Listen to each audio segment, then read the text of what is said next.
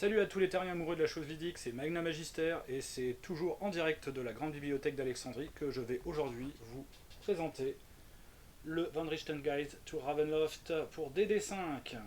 On est vraiment très heureux de retrouver justement l'univers de Ravenloft, enfin en tout cas moi j'étais très enjoué de retrouver ce cadre de campagne enfin pour la cinquième édition du jeu le plus connu du monde. Et oui, parce que pour l'instant, on n'avait pas grand chose à se mettre sous les dents, il faut quand même le reconnaître, hein, à part les Royaumes oubliés, un peu Eberron, et deux univers pourtant plutôt pas mal de mon point de vue, tirés du jeu de cartes Magic, c'est-à-dire Theros et Ravnica. Il y avait vraiment pas beaucoup d'alternatives, donc moi je vais vous dire aujourd'hui si ça vaut le coup justement de s'y mettre et de jouer une campagne dans le royaume, enfin oui, dans le royaume dans le monde de l'effroi. Voilà, alors, pour commencer, c'est quoi Ravenloft? Ravenloft, au départ, c'est ça. Le module mythique I6, voilà, qui, à l'époque, proposait vraiment quelque chose de radicalement différent pour ce qu'on connaissait, en tout cas pour ADD 1 à l'époque. Donc, 83, ce module-ci, voilà, ambiance victorienne, gothique, vraiment, voilà, c'était tellement, on va dire, à mille lieues de ce qu'on avait l'habitude de connaître, avec un méchant, avec des véritables motivations, avec, on va dire, voilà, une, euh, un aspect encore un peu donjon. Hein. On pouvait pas non plus, voilà, vous voyez, les fameux plans, justement, qui ont été repris depuis dans Curse of Strahd. Hein. C'est quasiment les mêmes qui ont été juste retouchés, parce qu'ils avaient été tellement bien faits à l'époque que, franchement, on n'avait pas pu faire mieux. Et ça, voilà, c'était en 83. On a eu une suite après, le fameux I10. Donc celui-là, il est vraiment beaucoup moins connu, hein, qui est la suite en fait. Voilà, si vous aviez envie de remettre le couvert, si je puis dire, vous aviez l'occasion avec The House on the Griffin Hill en 86. Ravenloft, c'est devenu un véritable cadre de campagne en 90 avec la parution donc de la première boîte, voilà, qui proposait surtout des règles pour adapter votre campagne dans le monde de Ravenloft. On va dire, il n'y avait pas énormément de...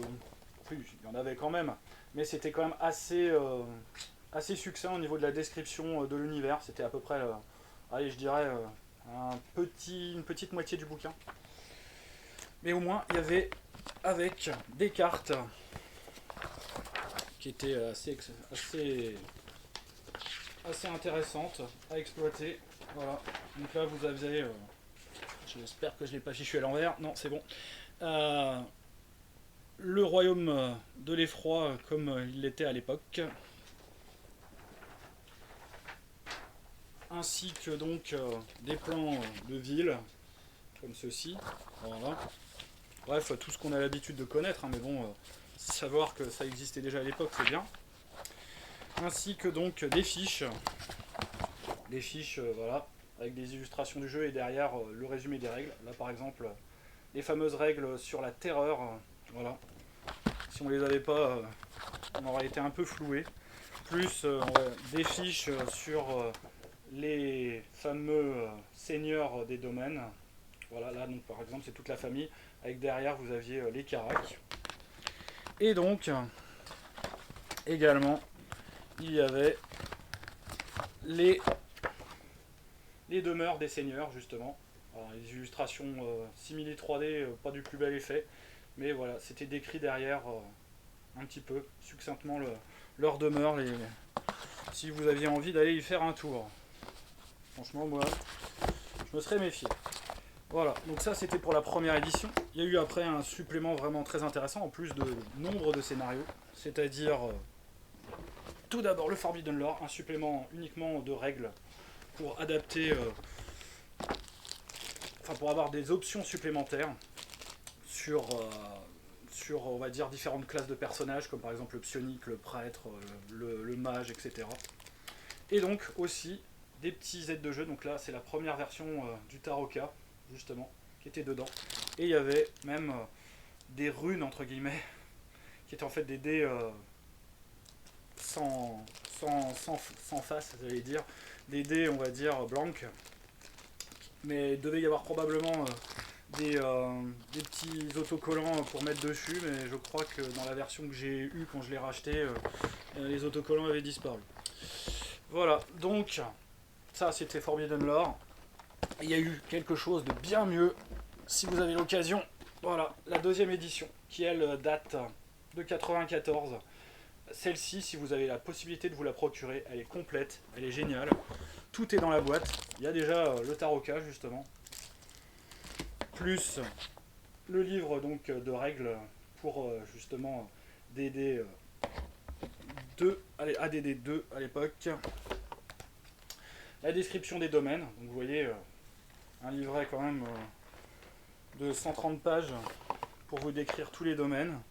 Il y avait à l'époque un écran, pas du plus bel effet, mais bon, il avait le mérite d'exister. Voilà, avec les tables derrière pour ADD 2. Et de nouveau, les plans. Donc là, il y en avait moins que dans la première édition, il y avait juste le plan de la... le plan du domaine. Donc du domaine de l'effroi, de la terreur. Voilà. Et donc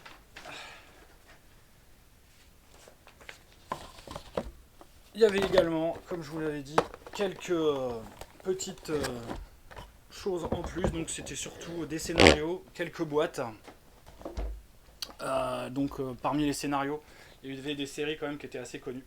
Fist of Goblin qui était paru en français, Ship of Terror, etc. Jusqu'à celui-ci, Web of Illusion. Voilà, avec un ennemi vraiment abominable, un Rakshasa.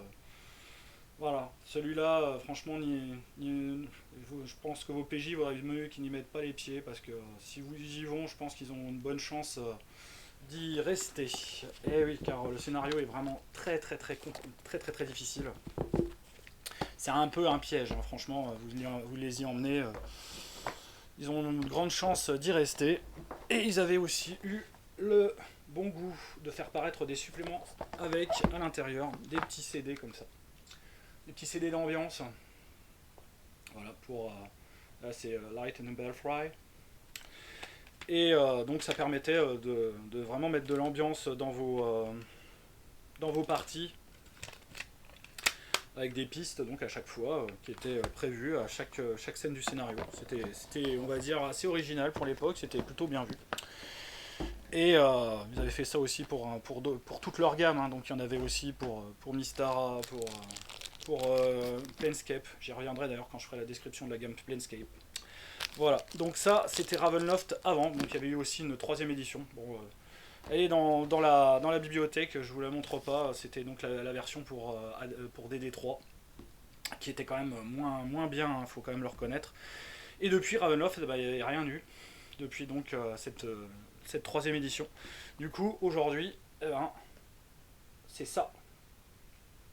Bon, il y a déjà eu quand même un précédent, hein, qui est Curse of Strahd, évidemment, la campagne, qui ne décrivait évidemment qu'un domaine, le domaine de Strahd, justement, de la Barovia, et qui proposait une campagne complète qui était, on va dire, la refonte du fameux Isis dont je vous parlais, du Ravenloft d'origine. Et on avait déjà été bien servi, la campagne est quand même plutôt pas mal, faut quand même le reconnaître, il y a beaucoup de choses à faire, il y a de quoi jouer pendant on va dire une bonne année et demie si on s'y attelle très sérieusement. Donc, que dire de ça? Eh bien, mon sentiment est un peu mitigé, mais je vais d'abord vous décrire un petit peu, on va dire, un peu plus, de manière un peu plus explicite, ce qu'est Ravenloft. Ravenloft, c'est donc, comme on le dit, le demi-plan de l'effroi. Demi-plan parce que ce n'est pas un véritable monde primaire comme, on va dire, peuvent justement, dans la terminologie en tout cas de Donjons et Dragons, on peut le considérer, puisque donc il n'a pas de sphère de cristal. Voilà, dans la cosmologie de Donjons et Dragons, les plans primaires sont séparés, on va dire, du phlégiston par une sphère de cristal, et donc là, c'est pas le cas, on va dire, pour justement le demi-plan de l'effroi. Et le demi-plan de l'effroi, ce n'est pas donc un véritable monde, c'est en fait uniquement un, un conglomérat, si je puis dire, voilà, des domaines différents qui ont été donc agglutinés les uns aux autres par une entité donc qu'on appelle la brume. Ainsi, sur les mondes primaires, quand il y a des gens animés de très très mauvaises intentions, des gens, on va dire, particulièrement mauvais, qui commettent, on va dire, les choses les plus abominables, la brume peut décider, on va dire, d'englober leur royaume, ainsi que les gens de leur domaine, pour donc les agglomérer au royaume enfin, au demi-plan de l'effroi. La brume, donc, évidemment, est une entité intelligente, qui a l'air d'avoir ses propres motivations personnelles, et c'est par ce biais que vous allez pouvoir faire justement visiter à vos personnages le royaume ou le domaine de votre choix, ou tout simplement leur faire une campagne complète justement dans Ravenloft. Car au détour d'un chemin, eh ben, ils vont rentrer dans une nappe de brume et ça va les plonger directement dans cet univers. Et là où évidemment Ravenloft est une prison pour les seigneurs qui sont avec leur domaine, avec leur royaume, eh ben, pour les PJ ça va plutôt faire office de purgatoire. Voilà, donc ça c'est pour les bases. C'est vraiment, voilà, si vous voulez jouer à la DD5 de manière différente, vous avez la possibilité aujourd'hui de le faire et donc de jouer dans une ambiance d'horreur particulièrement prononcée, particulièrement voilà, marquée grâce à ceci. Alors, Von Richtungsgang to Ravenloft, c'est un livre donc, qui fait presque 260 pages, très très beau. Franchement, les illustrations intérieures elles claquent, hein, comme à peu près dans tous les suppléments donjons. Bon, après, il faut aimer le style, hein, vraiment particulier. Il y en a vraiment qui sont très très jolis. Voilà, Monsieur le Loup-Garou, enchanté. Et donc, le livre vous propose, après une petite introduction de quelques pages qui vous donne en fait les bases justement de Ravenloft, c'est comment l'utiliser, voilà, quelles sont, on va dire, les spécificités de cet univers, les domaines, les sombres seigneurs, les sombres pouvoirs, voilà, vous voyez quand même, il y a des illustrations qui claquent, il faut quand même le reconnaître. Et après cette petite présentation, vous avez déjà la création de personnages qui vous offre donc des variantes, en fait, des sous-classes, dont en particulier certaines vont vraiment, je pense, plaire à certains PJ, comme par exemple justement le Dampire, voilà, qui est un semi-vampire, c'est un peu Blade, hein, si vous voyez ce que je veux dire. Il y a également donc le Hexblood, voilà, des formes un peu différentes de mage, de magie, centré évidemment sur quelque chose de plus occulte, de plus sanguinaire, de plus, on va dire, voilà, indicible. Voilà, quand même avec des illustrations sympas. Donc toutes ces variantes qui vous permettent de faire vraiment des personnages spécifiques, voilà, comme par exemple voilà, des bardes de nouveaux collèges. Donc là, non, il y a plein vraiment d'options différentes. Jusqu'à ce que, après que vous ayez donc eu cette petite, on va dire, intermède règle qui débute, on va dire, le tome, vous avez des règles pour créer votre propre domaine. Voilà. Donc c'est créer en fait votre propre royaume, votre propre méchant.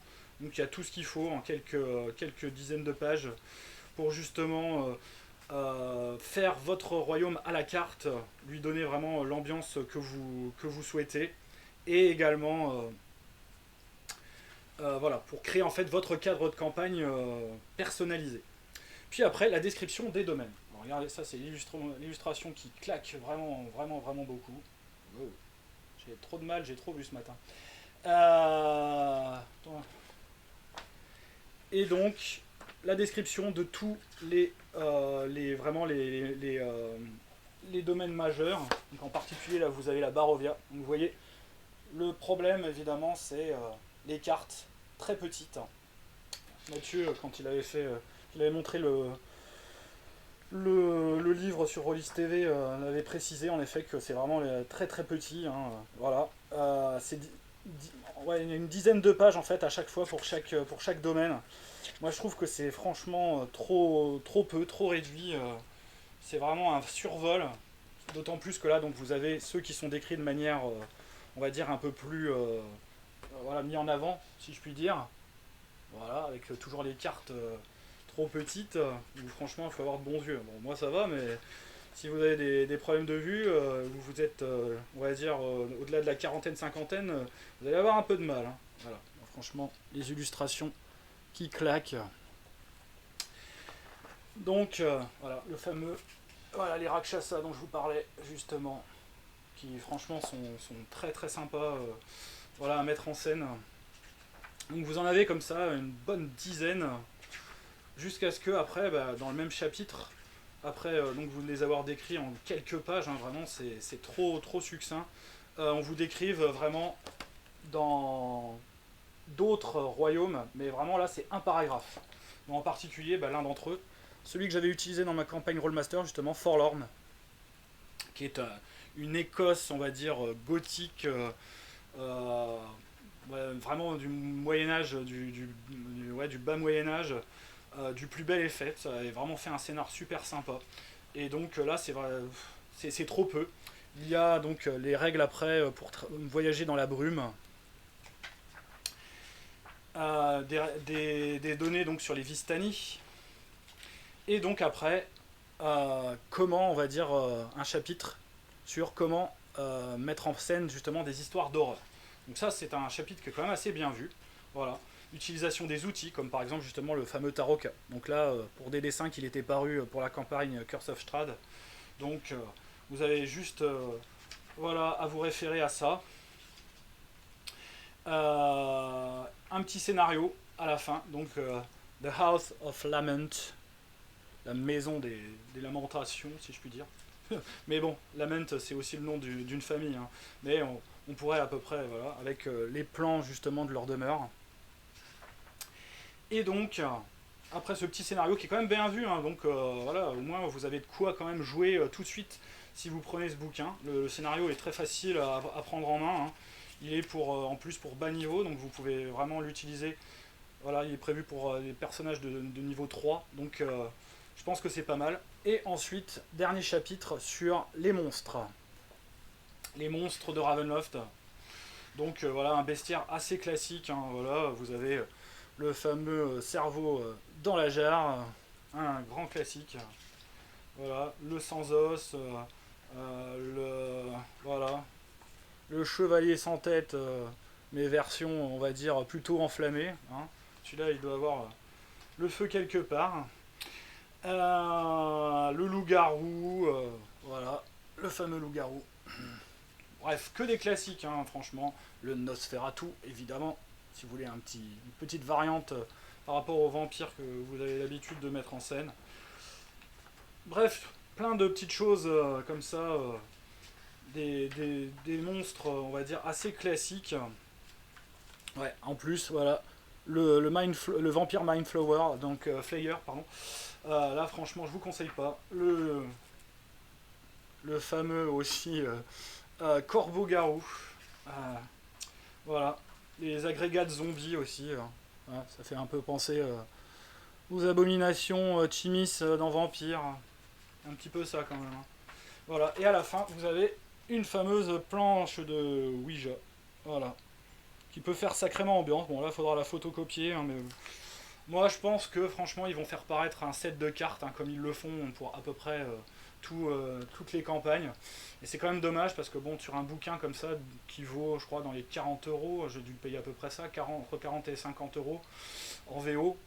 C'est quand même dommage voilà, que les cartes qui étaient, elles, dans la version, on va dire, voilà, dans la deuxième édition, ou dans la première, où le format boîte permettait quand même d'insérer des cartes à l'intérieur. Là, malheureusement, il n'y a pas, donc il va falloir faire avec, ou justement se rabattre sur les cartes soit de la campagne de Strahd, mais bon, vous aurez que celle de la Barovia, hein, ou se rabattre sur, on va dire, la deuxième édition en boîte pour ADD2, qui est vraiment, franchement, le top du top de ce qu'on a pu faire sur Ravenloft à l'heure actuelle. Voilà.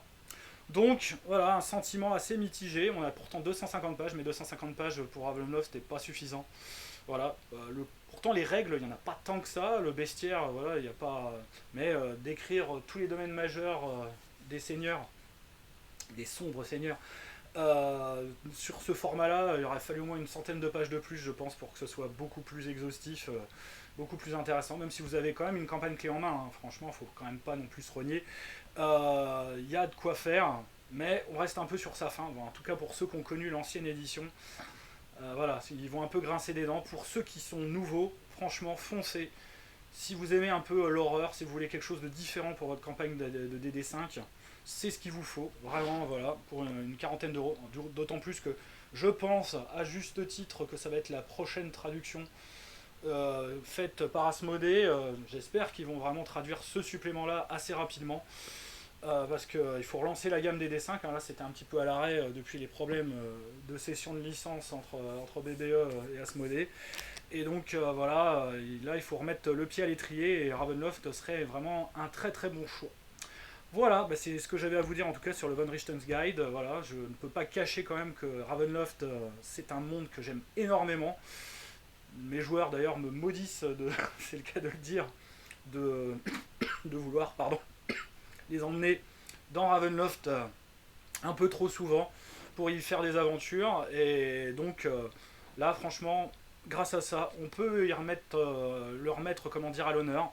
On peut y reprendre goût et vraiment vivre une aventure. Bah, de toute façon, ceux qui ont aimé Curse of Strahd, je pense qu'ils achèteront le Von Richten's Guide to Ravenloft. Hein. C'est à peu près sûr, dans la mesure où voilà, ça fait un complément quand même assez intéressant pour poursuivre une campagne après que vous ayez fait Curse of Strahd.